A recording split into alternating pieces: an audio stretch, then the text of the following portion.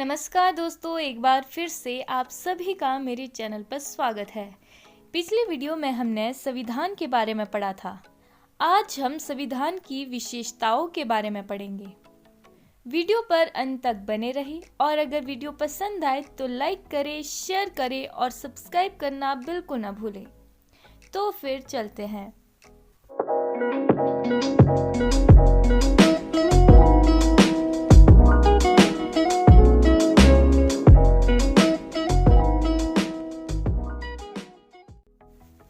संविधान की विशेषताएं। भारत का संविधान अपने अंदर कुछ ऐसी विलक्षण विशेषताएं समाये हुए हैं जो हमें विश्व के अन्य संविधानों में देखने को नहीं मिलती। भारतीय संविधान की विशेषताएं निम्नलिखित है। तो पहली विशेषता है लिखित तथा विशाल संविधान। भारतीय संविधान का निर्माण एक विशेष संविधान सभा द्वारा किया गया है और इसकी अधिकांशतः बातें लिखित रूप में है। भारतीय संविधान विश्व का सबसे लंबा और विस्तृत संविधान है। इसमें कुल 395 अनुच्छेद, 12 अनुसूचियां और 22 भाग है। दूसरी विशेषता है प्रस्तावना की व्याख्या। भारतीय संविधान के पहले अनुच्छेद से पहले प्रस्तावना की व्यवस्था की गई है। प्रस्तावना में भारत को एक प्रभुसत्ता संपन्न, समाजवादी, धर्मनिरपेक्ष, लोकतंत्रात्मक गणराज्य घोषित किया गया है। भारतीय संविधान की जो प्रस्तावना है उसमें धर्मनिरपेक्ष और समाजवादी शब्द 1976 में 42वें संवैधानिक संशोधन के माध्यम से जोड़े गए थे। अगली विशेषता है कई स्रोतों से लिया हुआ अनोखा संविधान। जो भारत का संविधान है वो भिन्न भिन्न देशों के संविधानों से लिया गया है। भारतीय संविधान को आदर्श सिद्ध करने के लिए संविधान निर्माताओं ने विश्व के अनेक देशों के संविधानों के उत्तम सिद्धांतों को भारतीय संविधान में सम्मिलित किया है। उनका वर्णन इस प्रकार है। तो देखते हैं हम कि किस देश से क्या क्या लिया है। सबसे पहले है इंग्लैंड। इंग्लैंड से हमने संसदीय शासन प्रणाली ग्रहण की है। अमेरिका से मौलिक अधिकार, सर्वोच्च न्यायालय की कार्य प्रणाली। आयरलैंड के सिद्धांत से राज्य नीति के निर्देशक सिद्धांत। कनाडा से संघात्मक शासन प्रणाली। जर्मनी से राष्ट्रपति की आपातकालीन शक्तियां। अगली विशेषता है संसदीय शासन प्रणाली। तो जो संसदीय शासन प्रणाली होती है जहां पर दो प्रकार की कार्यपालिकाएं काम करती हो, पहली नाममात्र और दूसरी वास्तविक। और जो नाममात्र कार्यपालिका शक्ति होती है वो देश के राष्ट्रपति के पास होती है और जो वास्तविक कार्यपालिका शक्ति होती है वो मंत्रिमंडल के पास होती है। और जो मंत्रिमंडल होता है वो लोकसभा के प्रति उत्तरदायी होता है। तो जो कार्यपालिका होती है वो संसद के प्रति उत्तरदायी होती है और प्रधानमंत्री एवं उसका मंत्रिपरिषद तभी तक अपने पद पर रहता है जब तक लोकसभा में विश्वास और बहुमत प्राप्त होता है। अगली विशेषता है संघात्मक शासन। भारतीय सरकार संघात्मक स्वरूप की है। भारत में दोहरे शासन की व्यवस्था की गई है, एक केंद्रीय सरकार और दूसरी राज्य सरकारें। तो संविधान में 3 प्रकार की सूचियों की व्यवस्था की गई है। पहली है केंद्रीय सूची, दूसरी है राज्य सूची, तीसरी है समवर्ती सूची। अगली विशेषता है इकहरी नागरिकता। यद्यपि भारत में संघात्मक शासन प्रणाली है लेकिन अमेरिका के समान लोगों को दोहरी नागरिकता की अपेक्षा इकहरी नागरिकता प्रदान की गई है। भारत में सभी की एक ही नागरिकता भारतीय मानी गई है। लचीला एवं कठोर संविधान। जो भारत का संविधान है वो लचीलेपन और कठोरपन का अच्छा सम्मिश्रण है।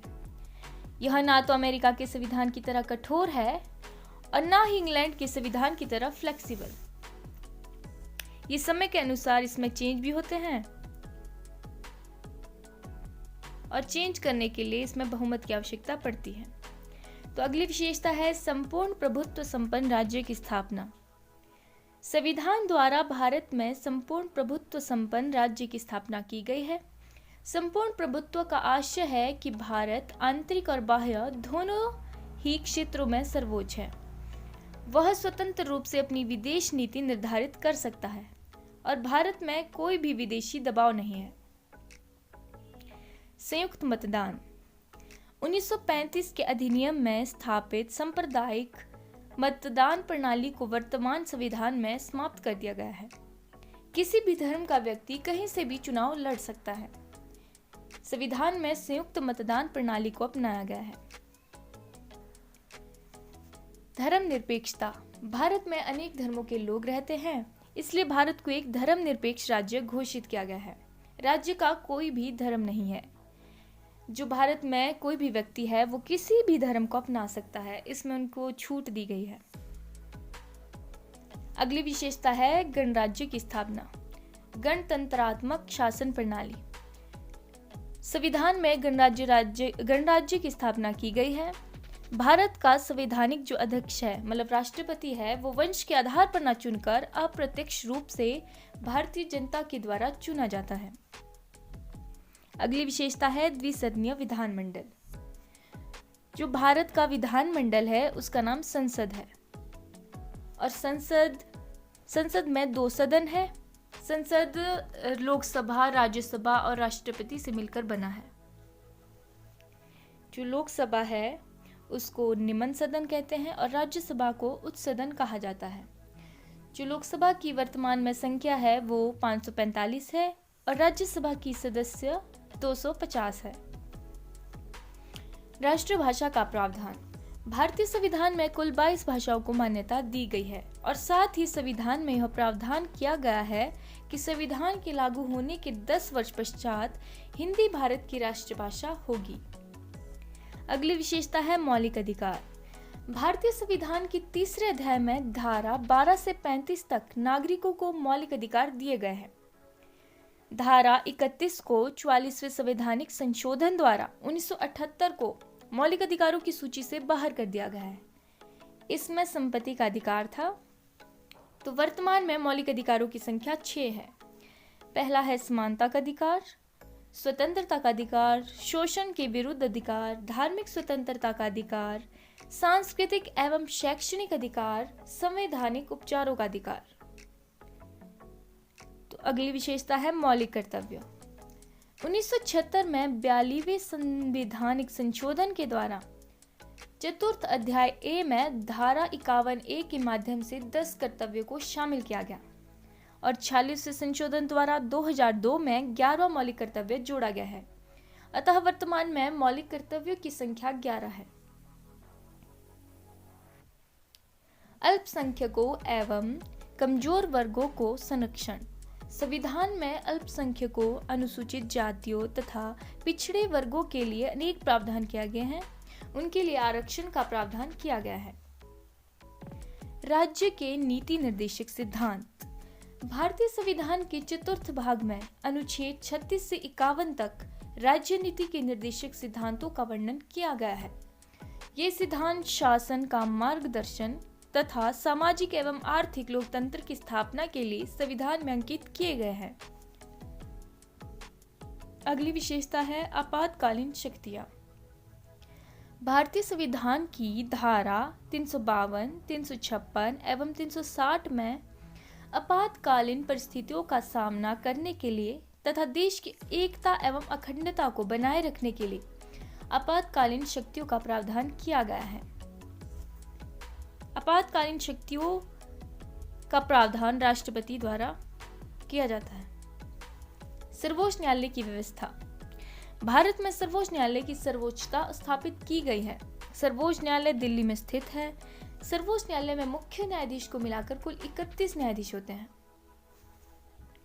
सार्वभौमिक वयस्क मताधिकार लोकतंत्रीय राज्य होने के कारण भारतीय संविधान के अनुच्छेद 326 में सार्वभौमिक वयस्क मताधिकार की व्यवस्था की गई है। भारत में सभी को 18 वर्ष की आयु प्राप्त होने के बाद मत का अधिकार प्रदान किया गया है। अगली विशेषता है एकीकृत न्यायपालिका। भारत में दोहरा शासन होने के बावजूद भी न्यायपालिका का एकीकृत स्वरूप देखने को मिलता है। केवल एक सर्वोच्च न्यायालय की व्यवस्था की गई है। देश के सभी उच्च न्यायालय एवं अधीनस्थ न्यायालय सर्वोच्च न्यायालय के निर्णयों की अवहेलना नहीं कर सकते तथा इसी के दिशा निर्देशों के अनुसार कार्य करते हैं। भारत में टोटल 25 उच्च न्यायालय है। तो आज की वीडियो में हम इतना ही पढ़ेंगे। तो मिलते हैं ऐसी एक नई वीडियो के साथ।